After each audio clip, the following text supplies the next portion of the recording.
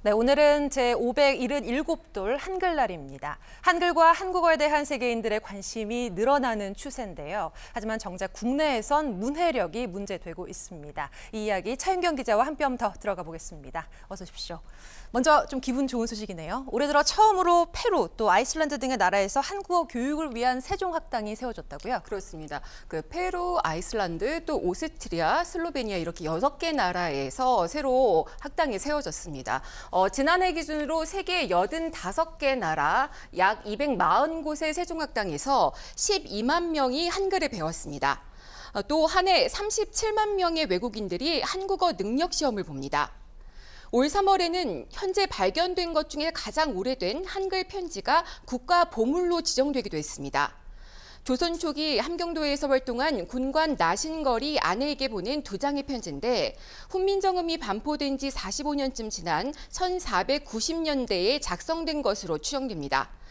현대말로 풀이하면 분과 반을 6을 사보낸다 같이 애틋한 내용이 들어있는데 당시 훈민정음이 백성의 삶을 얼마나 깊숙이 파고들었는지 잘 보여주는 자료로 보입니다. 네, 정말 보물 같은 자료가 아닐 수 없는데 또 앞서 전해주신 것처럼 한글의 또 위상도 높아지고 있는데 자, 반면 국내에서 문해력이 지금 논란이 좀 되고 있습니다. 그렇습니다. 뉴스에서 사흘 연휴라고 보도를 하니까 이걸 4일 연휴 이렇게 이해하는 젊은 세대들이 좀 많아서 논란이 됐었죠.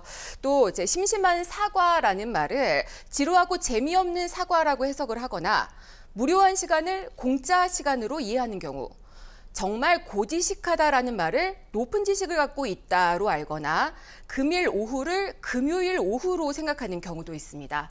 실제 20대를 대상으로 한 설문조사에서 심심한 사과 그리고 글피의 뜻을 맞춘 사람은 각각 55%와 60%였습니다. 단어를 모른다고 해도 문장과 문단을 통해서 대략적인 뜻을 유추하고 숨겨진 의미를 찾을 수 있어야 하는데 문제는 그 능력이 떨어지고 있다는 겁니다.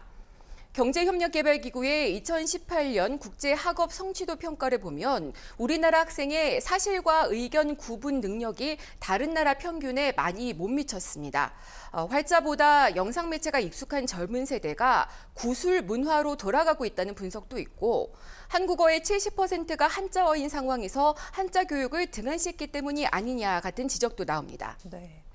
언어의 변화는 좀 자연스러운 현상으로 봐야 할까요? 시대적 흐름으로 수용해야 한다 이런 반론도 만만치 않은 상황이죠. 그렇습니다. 언어는 생물이다라는 거죠. 시대에 따라서 모양이 바뀐다는 겁니다.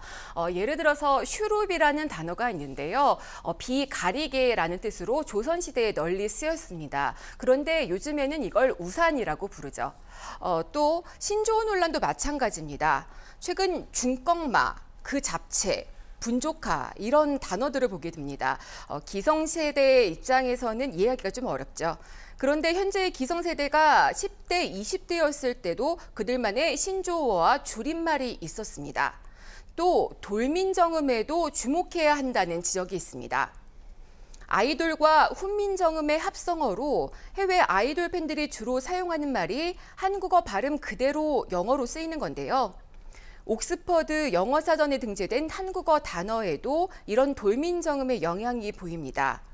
다만 글자와 언어의 본질은 소통과 기록이기 때문에 너무 무분별한 남용보다는 서로를 배려하고 이해하는 게 필요하다는 조언도 나옵니다. 네, 또 이렇게 한글날을 보내면서 우리의 소중한 언어인 또 한글에 대해서 다시 한번 진지하게 생각해보는 기회가 됐으면 좋겠습니다. 차윤경 기자와 함께했습니다.